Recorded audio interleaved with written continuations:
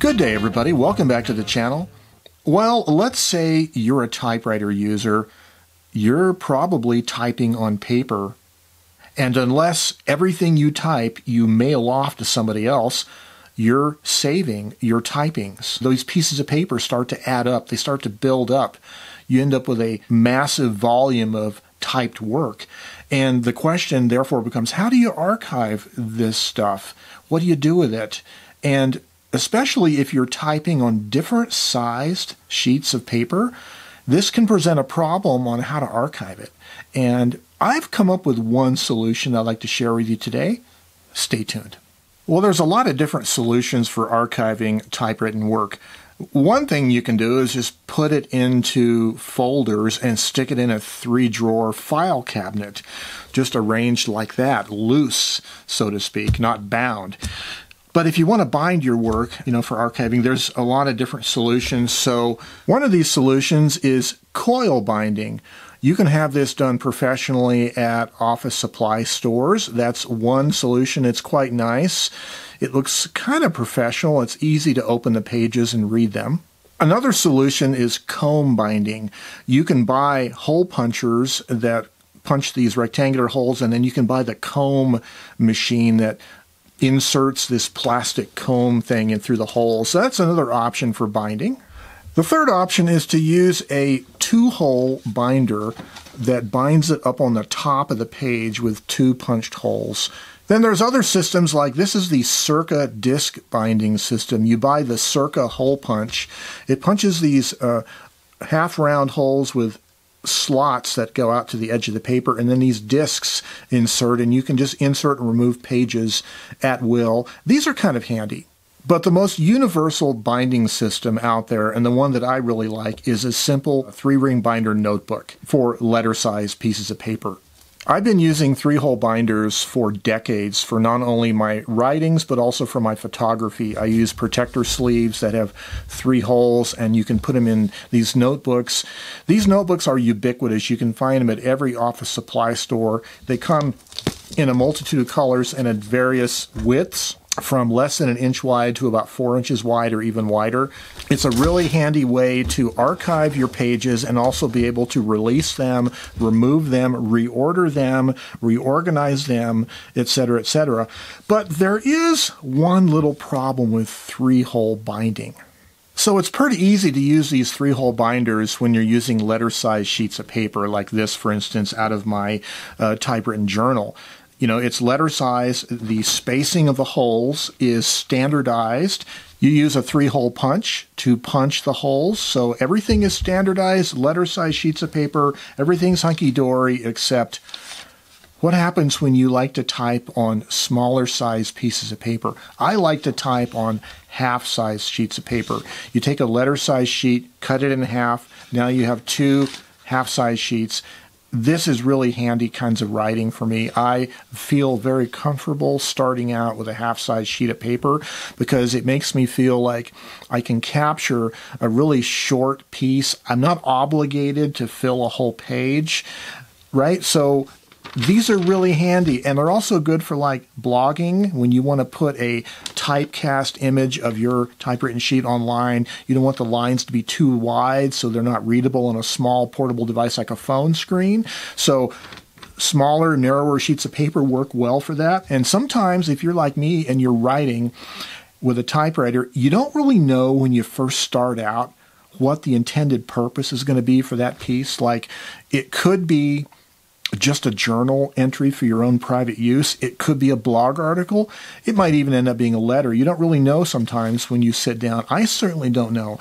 A lot of times pulling out the typewriter, finding a nice place to sit it, and sitting down and starting to type is just therapy. The whole point of writing is just that therapeutic release of creativity through the physical action of your fingers on the keys. So I need kind of these flexible solutions. And now one thing you could do is you could find smaller size ring binders for half-size sheets of paper. And there's a few standards for those over the years. There's a 6-ring system. They're kind of used in a lot of the day planners, but it's kind of a specialist solution, you'd have to buy certain specific notebooks for this to work well.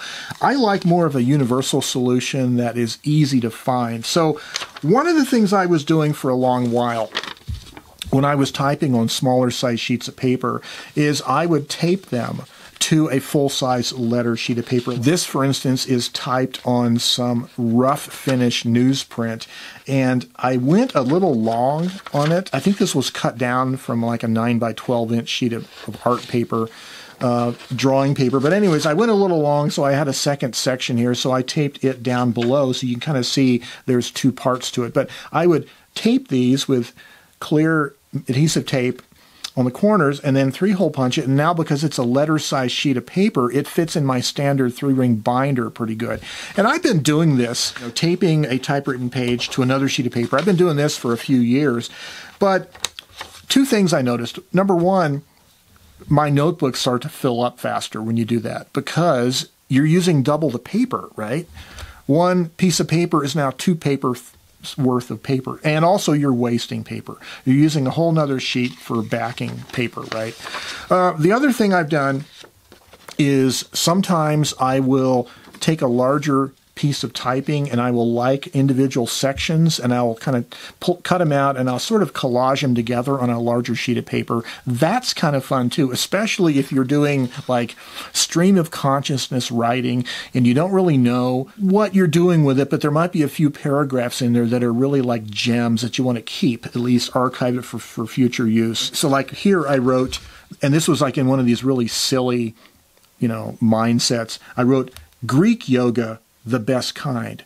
Now, I think that was supposed to be a pun on Greek yogurt or something, but anyways, I like that, so I just cut it out and taped it.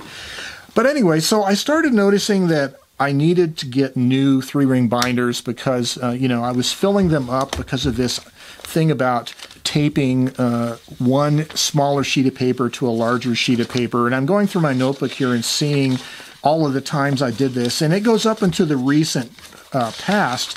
But then I kind of sat down and thought about a new solution.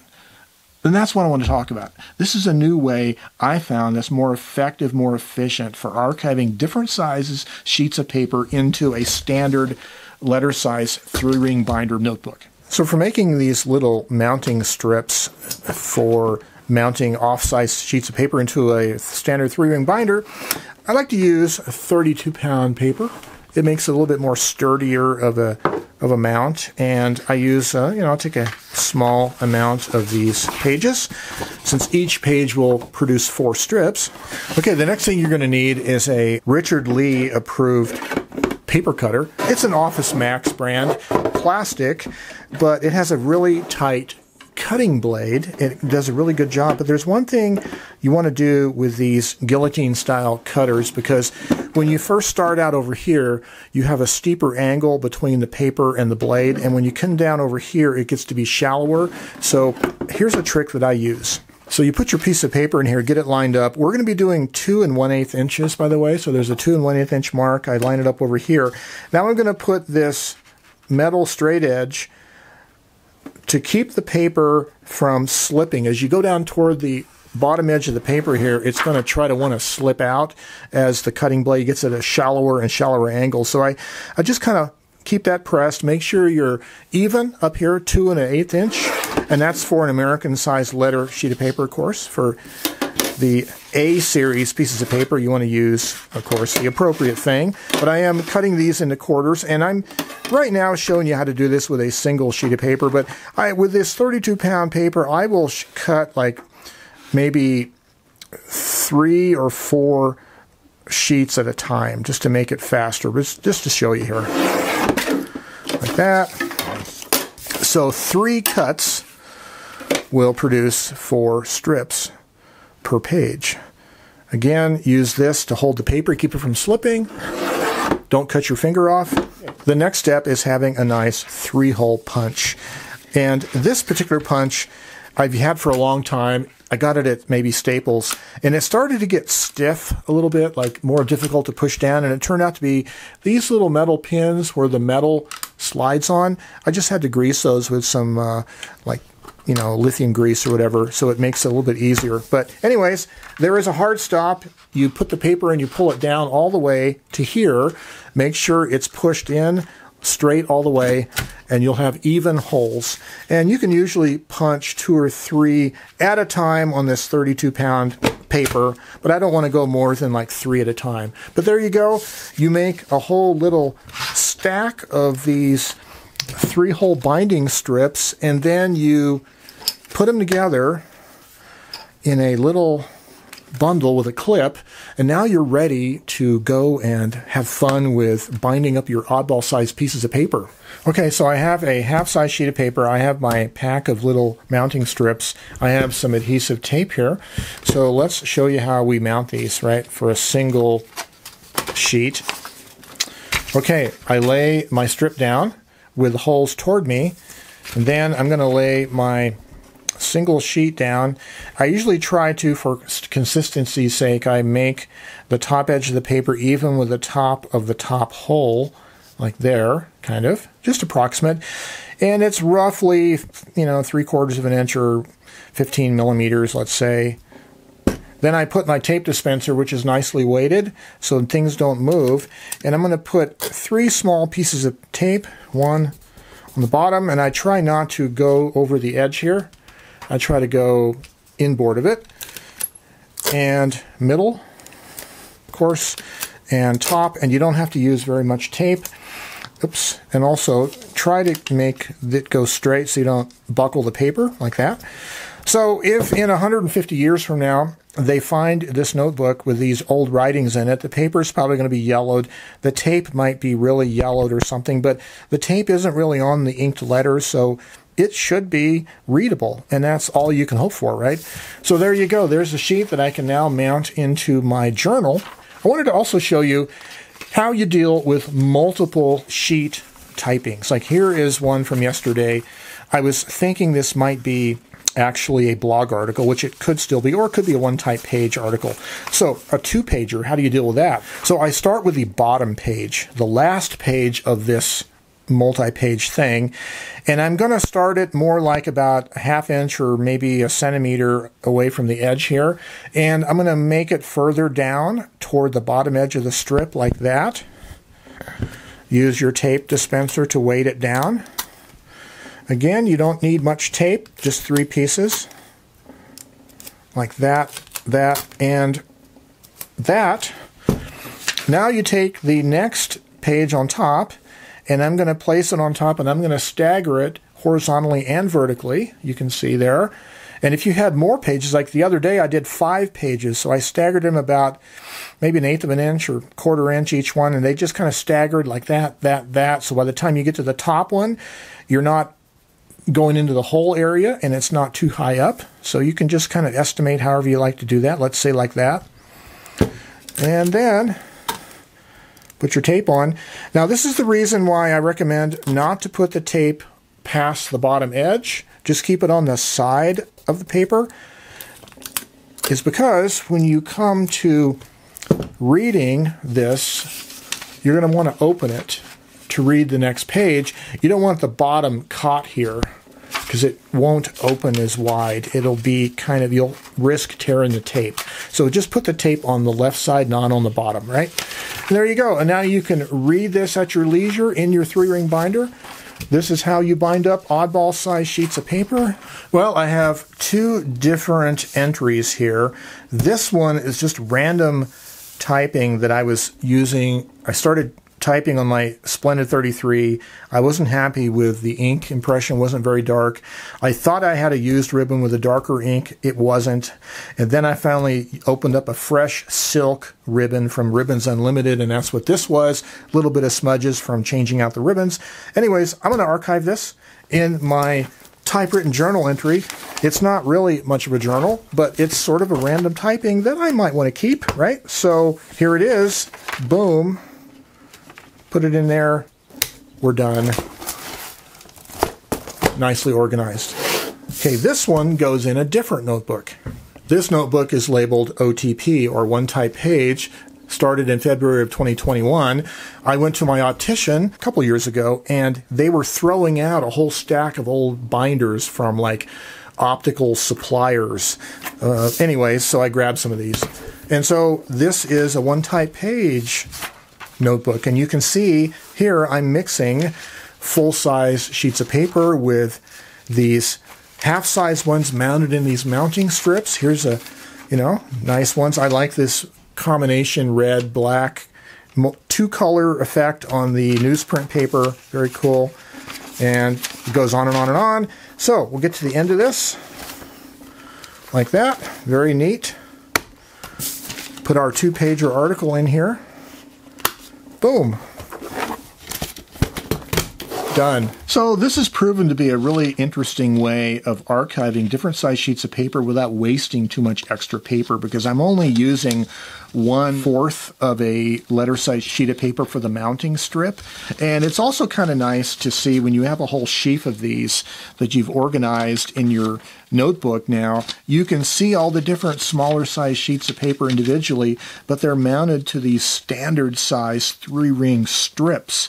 It just makes it very cool, and it also makes it so that it's very compatible. You can mount standard letter size sheets of paper interspersed amongst these thinner sheets of paper. It all gets standardized. And even for when I talked earlier about cutting out little paragraphs out of some random typing and putting them on a piece of paper, you could tape each one of those little paragraph strips to one of these binder strips and archive it that way without wasting too much extra paper.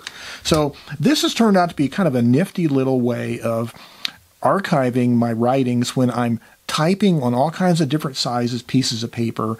And of course, the beauty of 3-ring binder notebooks is random access. This is sort of gets back to the analogy of in the early days of electronic media, you had linear access data like tape, like magnetic tape, and before that, paper strips punched with coded holes. And that was like a linear access thing. You had to go through the reel of tape or paper tape to get to the data. When you permanently bind something in some kind of a binding system like, coil binding or comb binding, it's more difficult to reorder the pages or to remove one to reference it. But the nice thing about 3-ring binding is you have the freedom to reorganize it. Like, for instance, this particular green notebook is my typewritten journal that started in February of 2021. And before that, I have a whole thick, maybe almost 4-inch thick binder that went from sometime in 2016 all the way to 2021, full of the same kind of typewritten journal entries. And what I mean by typewritten journal for me is some kind of a typing that's for my own purpose, my own private use. It's not intended for a blog article or for a letter or to be published somewhere.